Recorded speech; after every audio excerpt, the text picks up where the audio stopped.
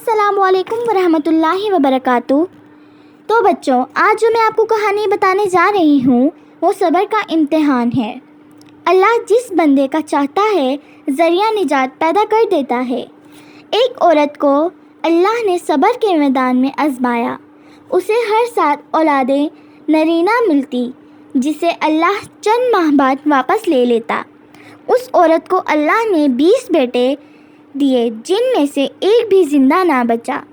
آخری بچے کی موت کے صدمے نے اس عورت کے اندر غم کا آلہ جلا دیا تھا۔ وہ آدھی رات کے وقت بستر سے اٹھی، وضو کیا اور سجدے میں سر رکھ کر خوب روئی۔ وہ اس آہو فغان کی گھڑی میں اپنے اللہ سے یوں مخاطب تھی: اے رب کائنات، تیری اس گناہ گار بندی سے کیا گناہ سرزد ہے ہوا کہ سال میں 9 ماہ تک وہ جس بچے کو رحم مادر میں لیے پھرتی ہے، جب وہ پیدا ہوتا ہے تو چند ماہ بعد اسے واپس لے جاتا ہے۔ تو نے مجھے 20 بیٹے عطا کیے مگر میں تو جی بھر کے ایک کو بھی نہ دیکھ سکی۔ میں اس غم میں جلتی رہتی ہوں۔ اے دکھیوں کے دکھ دور کرنے والے، دلوں کے بھید جاننے والے، مجھ کمزور سی عورت پر اپنا فضل و کرم فرما۔ مجھ سے یہ آتش غم اب برداشت نہیں ہو رہی۔ وہ سجدے میں ہی سو گئی۔ اس نے دیکھا کہ ایک چمن ہے جس میں وہ سیر کر رہی ہے۔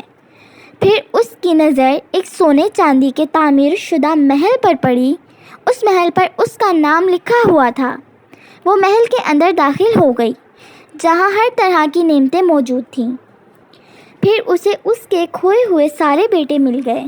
وہ ماں کو دیکھ کر کھلکھلا کر ہنس رہے تھے۔ اس نے خواب میں ہی ایک آواز سنی: تو نے اپنے بچوں کے مرنے پر صبر سے کام لیا تھا، یہ اس کے اجر کے طور پر تجھے عطا ہوا ہے۔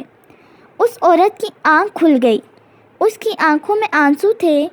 اس نے اپنے مالک و خالق کے حضور گڑ گڑا کر عرض کی: اے پروردگار، اگر تو اس سے بھی زیادہ میرا خون بہا دے تو میں پھر بھی راضی ہوں۔ میں سینکڑوں برس تک موجود حالت میں رہنے کو تیار ہوں۔ وہ دراصل اس حقیقت سے آگاہ ہو گئی تھی کہ چند دنوں کے فراق کے بعد اس نے ہمیشہ کے لیے اپنے بچوں سے جا ملنا ہے، اور وہ بھی جنت الفردوس میں۔ تو بچوں، ہمیں اس کہانی سے یہ سبق ملتا ہے کہ انسان کو ہر حال میں صبر سے کام لینا چاہیے، جس کا اللہ بڑا اجر دیتا ہے۔